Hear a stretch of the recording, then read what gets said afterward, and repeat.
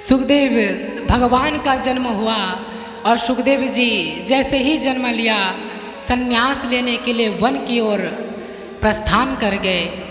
तभी व्यास जी पुत्र के मोह में बंध करके पुत्र को आवाज लगाने लगे, हे पुत्र पुत्रेति तन्मे तया तरवो विनेदुस, हे पुत्र रुक जाओ, पुत्र रुक जाओ, पुत्र रुक जाओ, बेटा रुको, बेटा रुको, कहाँ चले जा रहे हो,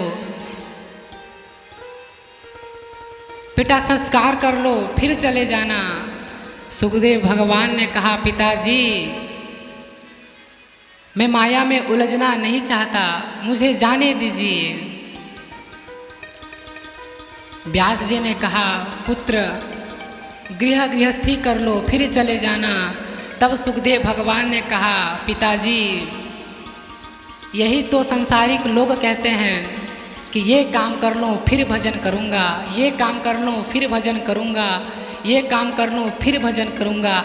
ऐसे कहते कहते पूरा मनुष्य जीवन व्यर्थ कर देता है, लेकिन उसको कभी भी भगवान के लिए समय नहीं मिलता। अपने पूरे मनुष्य शरीर को बर्बाद कर देता है और मैं उस शरीर को बर्बाद करना नहीं चाहता, मैं माया में उलझना नहीं चाहता, इसलिए मुझे जाने दीजिए। अब क्या कहें, सुखदेव भगवान जाने लगे। व्यास जी मोह में बंध करके अपने आँखों, व्यास जी की आँखों से अश्रु की धारा बहने लगी और कहने लगे, पुत्र तुम्हारे बिना मैं कैसे रहूँगा, तुम्हारे बिना मैं कैसे जीवित रहूँगा, मुझे छोड़ करके मत जाओ। तभी सब क्या कहें, सुखदेव भगवान जाने लगे और जाते जाते एक उपदेश दे गए और कहा, पिताजी एक समय की बात है, एक रानी थी। वह रानी चरित्र की बहुत अच्छी नहीं थी। एक दिन रानी बालकनी में खड़े होकर के एक पुरुष को जाते देखा और पुरुष को जाते देख करके उस पुरुष को इशारा करने लगी, बुलाने लगी, आओ आओ मैं बुला रही हूँ तुमको। तब वह पुरुष सोचा कि रानी जी को कोई काम होगा और रानी के महल में आया। तब रानी ने कहा, देखो तुम इतने सुंदर हो कि मैं तुम पर आसक्त हो गई हूँ, तुम इतने सुंदर हो कि मैं क्या कहूँ, तुम्हारे सुंदरता में मैं आसक्त हो गई हूँ। अपनी मन की बात रानी कहने ही वाली थी कि तभी दासी ने सूचना दी, बोले रानी जू राजा साहब का आगमन आपकी महल के तरफ हो रहा है। तभी रानी घबरा गई, बोली मैं पर पुरुष के साथ में बैठी हूँ, अगर राजा मुझे पर पुरुष के साथ में देखेंगे तो मुझे मृत्यु दे देंगे, मुझे प्राण दंड दे देंगे। अब मैं क्या करूं? रानी चिंतित होने लगी, घबराने लगी। तभी रानी ने वो पुरुष से कहा, तू भाग जा, राजा साहब आ रहे हैं, अगर राजा मुझे तुम्हारे साथ देखेंगे तो राजा को संशय हो जाएगा, तू भाग जा।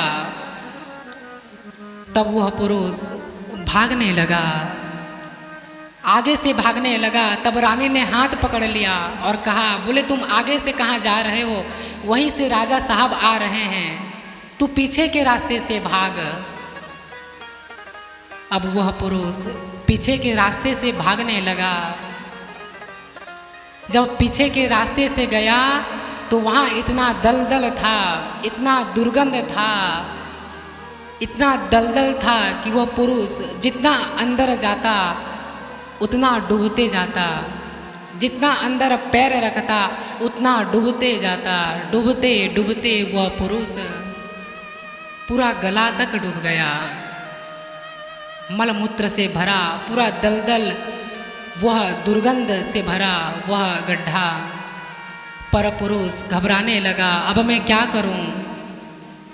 बड़े चिंतित होने लगा।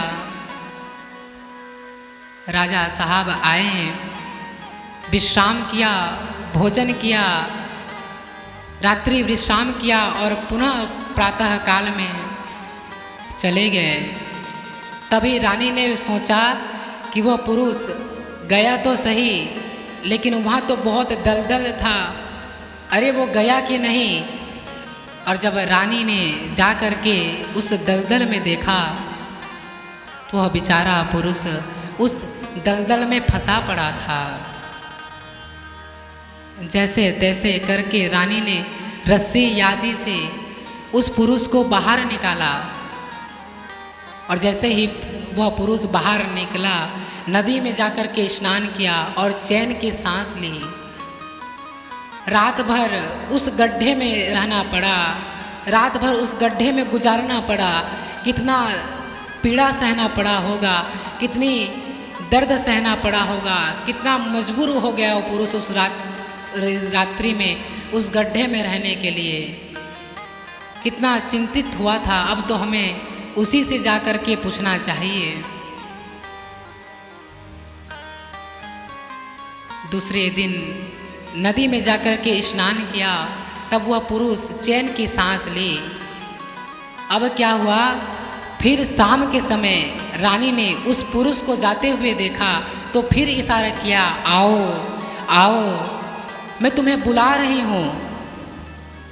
तब वह पुरुष कहा, रानी जू, आपके बुलाने पर आया था, मुझे रात भर उस गड्ढे में गुजारना पड़ा, अब मैं बाहर नहीं आ सकता, अब मैं आपके यहाँ नहीं जा सकता।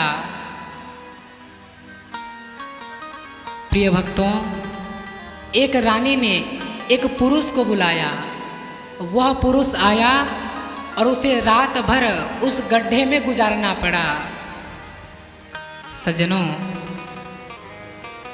हम ही वो पुरुष हैं जो माया के बुलाने पर चले।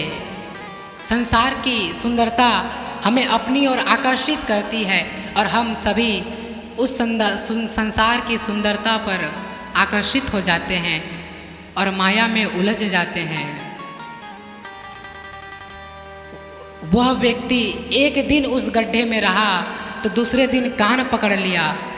और मेरे भाई बहन, हम तो एक नहीं, दो नहीं, पूरे 9 महीने उस गड्ढे में रहते हैं, फिर भी हम वही काम करते हैं जिसे हमें फिर उस गड्ढे में आना पड़े। गर्भावासम शुभम दुखम न भूतो न भविष्यति। माँ के गर्भ में क्या है? माँ के गर्भ में मलमूत्र ही तो भरा पड़ा हुआ है। इतनी दुर्गंध है माँ के गर्भ में, हम छटपटाने लगते हैं। जब छोटे छोटे कीड़े हमें नोचते हैं, हमें पीड़ा होती है, हमें दर्द होती है, तो हम छटपटाने लगते हैं और भगवान से प्रार्थना करते हैं कि प्रभु इस दलदल से बाहर निकाल दो, इस दुर्गंध से बाहर